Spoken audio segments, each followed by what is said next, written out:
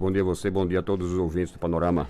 Eu fico todo constrangido ao entrevistar um otorrino e travar a língua aqui, né? Vamos lá. O nosso tema de hoje é otomastoidite aguda.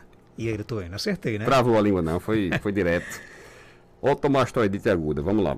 Isso aí é um quadro felizmente raro, não é comum que a gente veja, mas eu quis trazer à tona hoje porque é um quadro que chama atenção pela gravidade. É um quadro que tem que ser tratado com uma certa urgência, em despeito a, se for deixado para segundo tempo esse tratamento, poder deixar uma sequela gravíssima para o paciente. Geralmente o pequeno paciente, a otomastoidite, é um evento que ocorre quase que exclusivamente em crianças.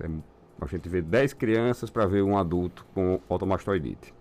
E principalmente crianças menores, até um ano e pouquinho, menores de 2 anos. Bebês e crianças bem pequenas. Então, o que seria a otomastoidite?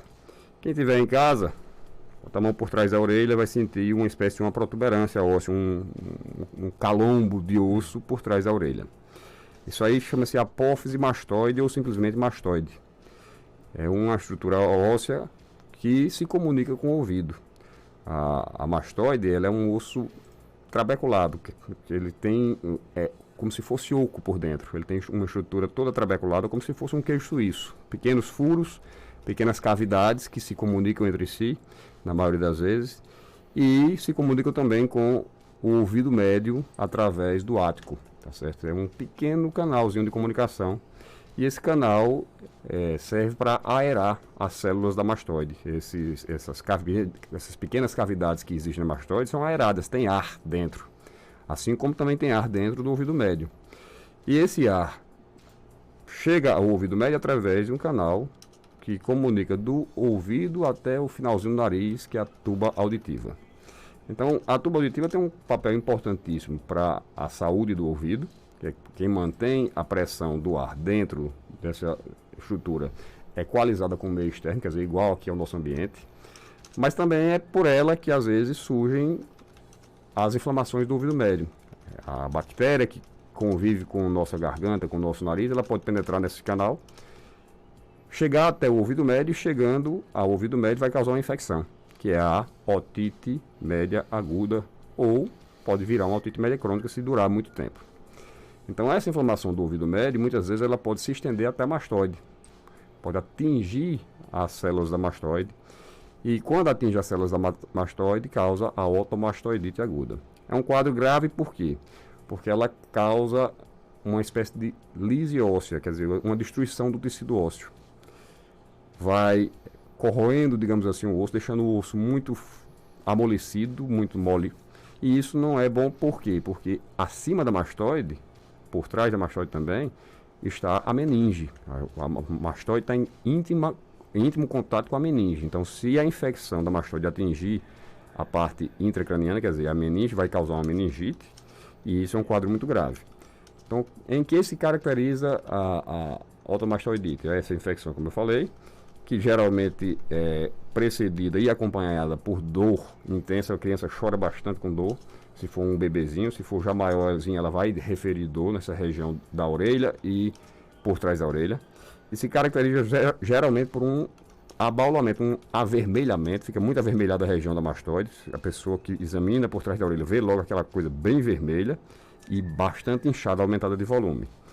Então, em alguns casos a gente consegue reverter isso somente com medicamentos, tem que ser tratado de urgência, logo das primeiras horas para ser revertido com medicamento. E em casos de não evolução satisfatória, pode até precisar de intervenção cirúrgica, a drenagem dessas células da mastoide. Para você ter ideia, quando a gente vai fazer uma mastoidectomia num paciente que não tem mastoidite aguda, o osso é muito duro, a gente vai precisar ir brocando, como um dentista broca um dente, a gente broca às vezes essas células da mastoide em algumas cirurgias. Numa cirurgia normal, esse osso é bastante duro para a gente conseguir fazer o brocamento dessa região. Quando a gente vai brocar uma mastoide que está vítima da mastoidite aguda, a consistência é muito diferente. Parece que a gente está brocando sabão ao invés de osso. Então você imagina que um osso friável desse, mole como esse, é muito mais susceptível à transmissão da infecção por contiguidade para áreas vizinhas, e a área vizinha mais nobre aí é a meninge. Então tem que ser um quadro de tratamento urgente. Agora, que tipo de exame você consegue detectar, por exemplo? A mastoidite aguda, geralmente a gente consegue identificar logo de cara só ao examinar o paciente clinicamente, sem precisar de exames complementares. Na maioria das vezes a gente pede exames complementares, a principal é a tomografia, para saber a extensão dessa infecção, se já está realmente se estendendo a parte intracraniana, se já está atingindo a meninge e às vezes até o cérebro. Então é muito comum, quase sempre a gente precisa pedir a tomografia associada para ver essa extensão, mas é facilmente identificável por qualquer médico que possa examinar o paciente numa situação como essa. E há necessidade de se corrigir, por exemplo? Isso seria através da cirurgia? Em alguns casos. Na minha vida toda eu acho que eu tive que operar 2 ou 3 mastoidite agudas. Não é um quadro, primeiro, não é comum da gente se ver. E segundo, é mais comum a gente conseguir resolver com medicamento se for tratado nas primeiras horas. E geralmente chega para o médico nas primeiras horas porque a criança realmente sofre bastante, está doendo muito, ela está muito irritadiça, está chorando muito. E aí os pais terminam chegando ainda numa hora boa da gente intervir, digamos assim. Ainda há tempo de intervir somente com medicamento. Mas nem sempre isso é possível. Em alguns casos, só com intervenção cirúrgica. Doutor Enio, agora no caso, você pode conviver, por exemplo, com a mastoidite pro resto da vida? Seria tipo assim, seria mais uma opção eu querer fazer cirurgia ou é questão realmente de saúde? Não, a mastoide é uma estrutura normal, todos nós temos. Não precisa ser operada em situações de rigidez, quer dizer, em que a pessoa está com boa saúde. Não tem por que ninguém brocar uma mastoide que está saudável. Ela é uma estrutura que faz parte da anatomia normal, só que ela pode infeccionar. Quando ela infecciona, que vira uma mastoidite. Então, as mastoidites agudas têm que ser resolvidas de imediato, quanto antes melhor. Existem as mastoidites crônicas, também existe. Existe uma estrutura dentro do ouvido médio que não é para ocorrer, e às vezes ocorre, que é o surgimento de uma espécie de um tumor chamado colesteatoma. Esse colesteatoma é um tumor benigno, mas que causa infecção crônica no ouvido. E não se restringe somente ao ouvido. Muitas vezes essa infecção crônica atinge a mastoide. No caso de infecção crônica, também há indicação de cirurgia, mas ela perde o caráter de urgência. Ela não tem aquela urgência de se resolver, porque o risco de ocorrer uma complicação como a meningite é muitas vezes menor.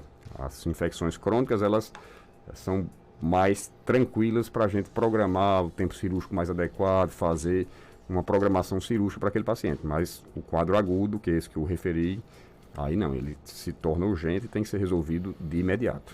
O ouvinte pergunta se a fraqueza ela é um sinal da mastoidite.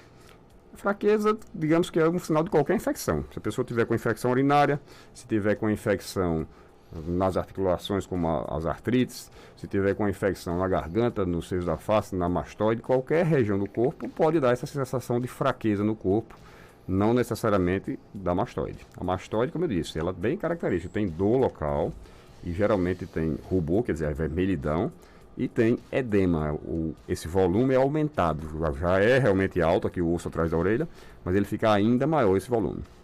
Aqui no nosso WhatsApp, 992053030, tem pergunta chegando, doutor Enio.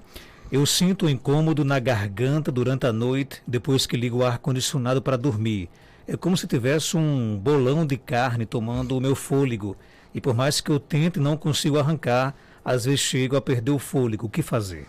Primeira coisa, o ar-condicionado ele trabalha tirando umidade do ambiente. A gente tem uma região já bastante seca de baixíssima umidade relativa do ar. Então, se a gente tem um equipamento que trabalha tirando ainda mais essa umidade, baixando ainda mais essa umidade, esse ar muito seco pode ser bastante irritativo para as mucosas respiratórias, nariz, garganta, traqueia, pulmão, toda a mucosa respiratória. Então, grande chance, como ela associa só quando liga o ar e deita, grande chance de, se ela corrigir esse problema, aliviar o sintoma. Como é que pode corrigir? Usa um umidificador associado ao ar-condicionado. Ligou o ar-condicionado, liga também o umidificador. O umidificador é um aparelhozinho eletrônico, você bota água, ele, para quem não conhece, bota água, ele fica vaporizando a água no ambiente. Então melhora bastante a umidade relativa do seu quarto, que está usando aquele aparelho no seu quarto, e isso vai ajudar bastante na qualidade do ar que a pessoa respira. Caso isso não resolva, eu acho que vale a pena essa pessoa procurar um atendimento médico para ver o que mais está causando essa sensação. Mas se for só da questão da umidade baixa do ar, o umidificador deve resolver. Outra pergunta. Doutor Enio, tenho 42 anos, estou preocupada porque eu sinto diariamente dores no rosto. Não são fortes, mas incomodam. Meu nariz entope todos os dias e às vezes minha voz fica falhando e minha garganta cansada. O que pode ser? Quem pergunta é a Maria, do sítio Pedra Branca, aqui na zona rural de Caicó. Bom dia, Maria. Aí, grande chance de ser uma das famosas ites da vida, né? As rinites, as sinusites, ou rinocinusite, ou rinofaringite.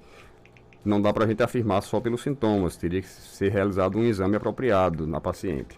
Mas grande chance de ser um desses sintomas. Como ela tem dor associada, esse processo inflamatório deve estar mais forte, mais intenso. E aí, quando começa a ter um processo inflamatório mais intenso, pode ter infecção também. As infecções dos seios da face também podem cursar com complicações. Inclusive, a meningite é uma das complicações possíveis. Felizmente, são eventos raros, muito raros de ocorrer. Mas não dá para a gente dizer que isento de risco, que não existe risco nenhum. Existe, então, quando tem um quadro desse, é sempre bom também procurar tratar. O ouvinte pergunta aqui no nosso WhatsApp, existem dicas de como substituir o umidificador? Dicas caseiras de como fazer isso? Nenhum tão eficiente quanto. A toalha molhada, por exemplo, a pessoa pendurar uma toalha bem molhada. Você vai notar, se ela estiver bem molhada no outro dia, vai amanhecer totalmente seca. É melhor a toalha do que a famosa bacia com água. A bacia com água, a superfície de evaporação é muito pequena. Você vai ver que a superfície de uma bacia deve ter o que? Ali 30, 40 centímetros quadrados, dependendo da bacia. Já a toalha tem mais de 1 metro de superfície de evaporação. Então vai evaporar mais água, embora ainda insuficiente para melhorar significativamente a qualidade do ar. Das opções que a gente tem, são as melhores. São essas aí, embora nenhuma seja muito eficiente. O que é bom mesmo é o umidificador. Se você bota 3, 4 litros de água num umidificador, amanhece no outro dia praticamente vazio e é constante esse mecanismo, ele está sempre vaporizando água no ambiente. Então, outra opção seria jogar água em todo o quarto, mas aí é um perigo para a pessoa de madrugada vai levantar, escorrega, eu não recomendo isso para ninguém. Então, entre as opções fora o umidificador, a melhorzinha, que não é totalmente eficiente, seria uma toalha bem molhada pendurada no quarto. Perto do ar-condicionado a toalha? Não necessariamente. Onde a pessoa conseguir deixar ela aberta. Agora não pode deixar ela fechada, feito um bolo, como se diz, que não vai evaporar praticamente nada. Ela teria que ficar estendida mesmo a toalha. Tem outra pergunta aqui. Qual o melhor remédio para diminuir a adenoide? Adenoide, o melhor remédio é cirurgia. Não tem remédio. Como se resolve hipertrofia de adenoide. Se for um adenoide grande mesmo, a solução é cirúrgica. Não se faz redução de adenoide de outra forma. Alguns medicamentos podem diminuir o volume da adenoide se ela estiver somente inflamada. Do mesmo jeito da amígdala, quando a gente inflama a amígdala, a adenoide também pode inchar, aumentar de volume. Então, quem já teve crise de garganta em casa, já deve ter notado que as amígdalas, em algumas ocasiões, podem inchar, aumentar de volume, ficarem mais volumosas, e quando passa o processo inflamatório, ela regride. Então, da mesma forma, pode acontecer com a adenoide. Ocorreu uma adenoidite, ela infecciona, inflama e aumenta de volume. Nesses casos, com o medicamento, ela involui, ela volta ao tamanho normal dela. Agora, se ela é hipertrofiada mesmo, ela é grande, o medicamento não vai resolver. É cirúrgico o tratamento. Outra pergunta, o ouvinte quer saber se existem comprovação, né, de benefícios da água do limão para a garganta. A água do limão para a garganta, muita gente usa e relata benefícios. Comprovadamente, cientificamente comprovado, não existe, tá certo? Essa comprovação científica. Mas eu já vi muita gente dizer que se beneficia. O que eu acho, a minha opinião pessoal, não acredito muito em eficácia. Por quê? Porque a nossa boca, a nossa garganta tem um pH. Esse pH deve ser mantido. A gente não deve estar tentando alterar constantemente o pH da garganta. Se a gente usa um alimento muito ácido constantemente para lavar a garganta, lavar a boca, como o limão, como o vinagre, alguma coisa desse tipo, ou se usa alguma coisa muito básica, como o bicarbonato, vai alterar o pH da boca, vai alterar o pH da garganta. E isso não é salutar para ninguém. O nosso organismo foi projetado para ter um pH mais ácido no estômago, um pH mais neutro em outras partes do corpo, porque é assim que ele funciona melhor. Se a gente quer toda hora, a todo momento, alterar esse pH quando não é necessário, provavelmente, ao invés de um benefício, vai trazer um prejuízo. Essa é a minha opinião pessoal. Então, não se mexe em pH de boca, não se mexe em pH de canto nenhum desnecessariamente, a não ser que seja por um período transitório, que a gente às vezes tem uma indicação de fazer uma modificação de pH de certa região do corpo, mas por períodos transitórios, não perene, não é para a vida toda. Meu filho tem 8 anos, tem bastante crise de garganta. Gostaria de fazer a cirurgia das amígdalas. Resolve?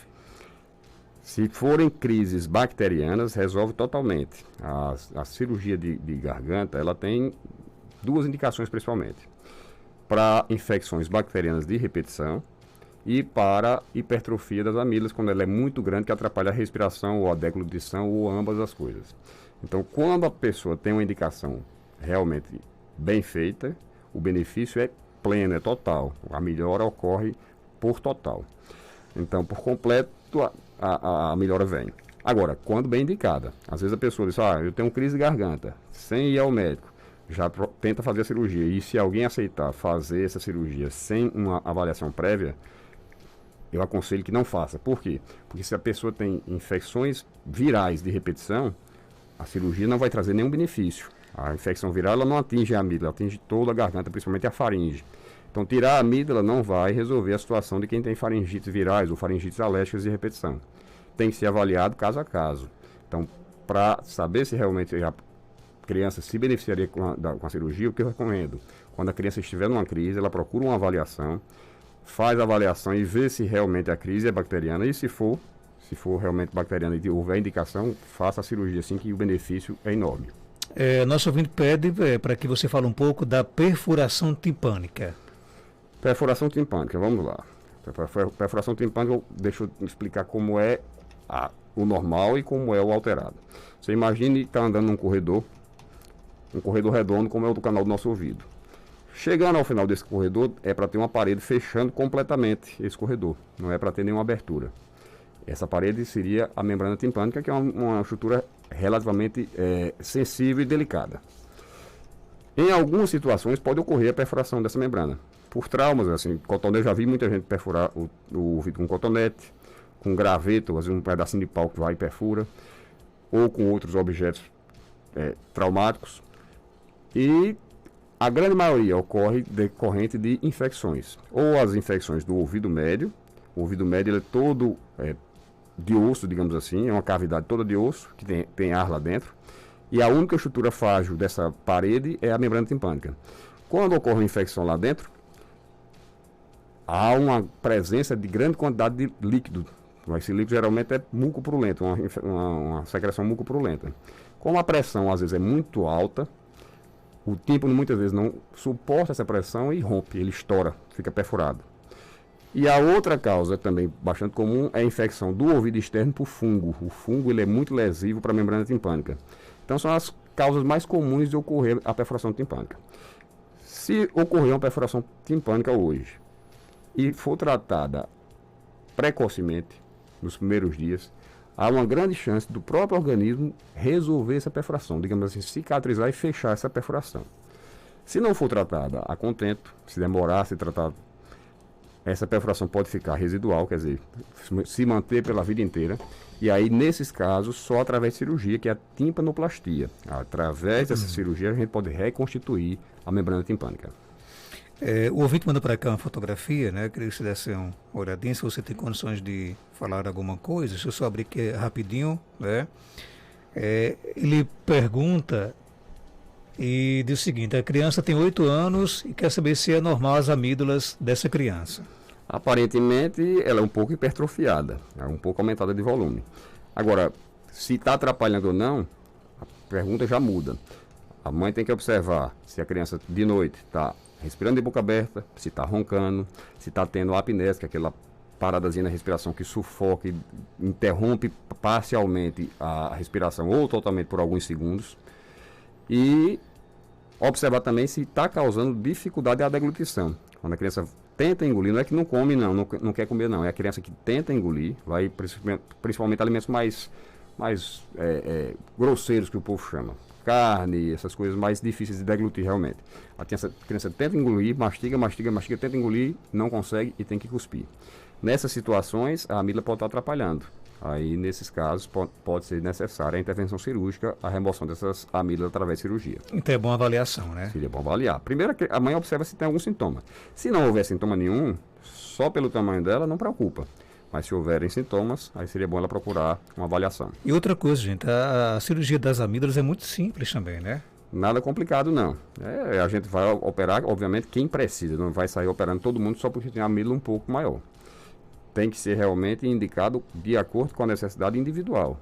Se tem muitas infecções, como eu falei, ou se é muito grande e atrapalha a vida do paciente nesses aspectos que eu também acabei de mencionar.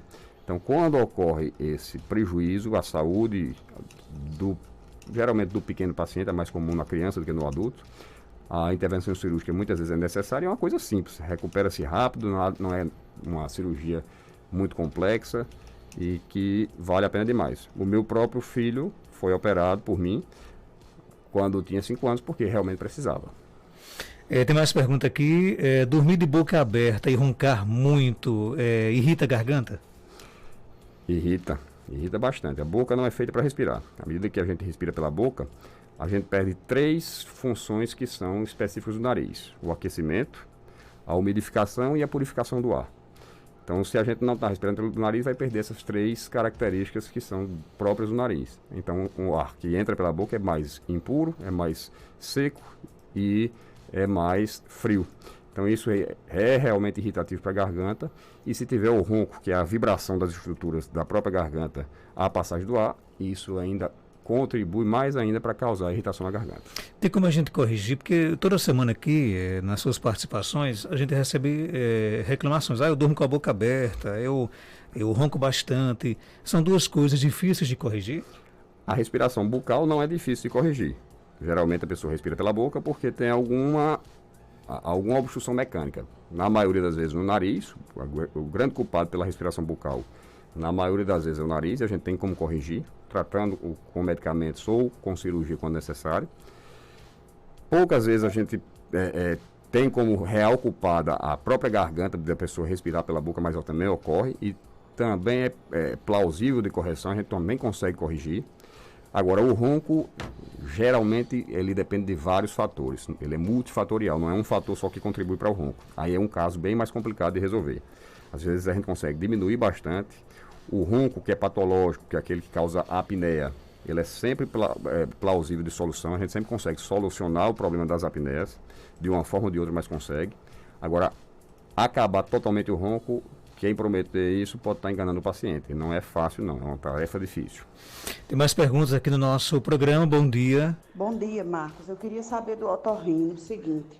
A minha filha, há 2 anos, 3 anos atrás, eu bati o raio-x dela e acusou a adenoide 50% comprometida. O sono dela não é bem, ela ronca, ela baba, ela não come bem, sabe? Ela tem esse problema de tudo que for comer, ter o copo d'água de lado, porque ela não engole direito. Eu sei que ela tem bastante dificuldade. Já levei ela várias vezes para o otorrino disse que ainda não está prejudicando em nada a ela e por isso não pode operar. Inclusive, esse ano ela teve uma crise, levei para o médico pediu novamente os exames, só que os exames não acusou nada, não sei se foi porque não foi particular nem nada, mas eu queria saber o que eu posso fazer para diagnosticar melhor essa adenoide, porque ela tem crises constantes mesmo, constante. Ela ainda acrescenta que ela tem dificuldade na dicção, né, e só dorme de boca aberta. Tem alguma coisa atrapalhando a respiração da criança, isso é fato, não tem como a gente duvidar desse fato. Se a criança está respirando com dificuldade, respirando de boca aberta, babando, roncando, alguma coisa está atrapalhando, não necessariamente essa adenoide. A adenoide de 50% ela geralmente não é totalmente obstrutiva, ela causa uma dificuldadezinha, mas não total. Geralmente, para atrapalhar bastante, é uma adenoide que tem 80%, 90%, de 80% para cima de obstrução da luz do cavo. Agora, a radiografia nem sempre ela ela reproduz totalmente a realidade. A radiografia da adenoide, você imagina que uma criança brincando, um adulto mesmo brincando de fazer sombra na parede quando tem uma fonte de luz. Faz aqueles cachorrinhos, faz isso, faz um animal ou outro. Se você mudar um pouquinho a posição da mão, a sombra vai ficar totalmente diferente. Então a criança que está fazendo uma radiografia, se ela tiver na incidência perfeita, a adenoide ela aparece como uma sombra, digamos assim, uma projeção da imagem dela própria. Se a criança rodar um pouco a cabeça, se ficar na posição não adequada, que às vezes a criança pequena tem dificuldade em manter a posição, a imagem reproduzida ela pode não ser a real. Então, existem outros exames para ver a adenoide? Existe a nasofibroscopia, mas aí é para crianças já maiores. Criança pequenininha não vai deixar fazer uma nasofibroscopia. O fato é que essa criança deve ter alguma coisa que pode não ser adenoide e que precisa ser tratado. Não pode ficar a vida toda desse jeito, respirando em boca aberta, roncando. Dessa forma, não dá para ficar. Para fechar, a última pergunta, doutor Enio, meu esposo ronca tanto que chega a se engasgar, muito alto, que se ele dormir primeiro, eu não consigo mais dormir. Esse ronco pode ser algum problema? Esse ronco, eu diria que é o que gera maior preocupação à saúde do paciente. Esse ronco que chega a engasgar. Esse engasgo aí provavelmente é a apneia. A pessoa que está roncando, muitas vezes ocorrem eventos de apneia. A apneia é o que é? A estrutura da garganta se fecha, colaba, não deixa passar o ar. E como não passa o ar, dá aquela sensação de engasgo, de parada respiratória. À medida que o ar não está passando, não está chegando ao pulmão. E se não chegar ao pulmão, o sangue oxigenado também não vai chegar a todos os tecidos do corpo, como é necessário que chegue. E isso, a longo prazo, causa prejuízo enorme na saúde da pessoa, do paciente. Então, esse tipo aí das perguntas que a gente recebeu hoje, o que chama mais atenção é isso daí. Esse tipo de ronco aí com engasgos, ele tem que ser investigado sempre e tratado sempre, porque o prejuízo à saúde como um todo, principalmente a parte cardiocirculatória do paciente a médio e longo prazo, pode ser enorme. Então, tem que ser observado, tem que ser tratado. Tem que fazer um exame chamado polissonografia, que é quem vai diagnosticar se ocorre ou não a apneia, vai dizer o grau dessas apneias e determinar a conduta para esse paciente. O recado foi dado, né? Foi dado. Dr. Enio Lobo, ele é médico otorrino, está na Clínica Cardiokid, na Rua Augusto Monteiro, 1248, Centro de Caicó. Telefones 3417-1016, 99667-7510 ou WhatsApp 98154-4453. Obrigado pela sua participação. Eu que agradeço, Marcos. Um bom dia a todos. 8h34. Vamos ficando por aqui. Tenham todos uma ótima quarta-feira. Encontro marcado amanhã às 6 horas com mais um Panorama.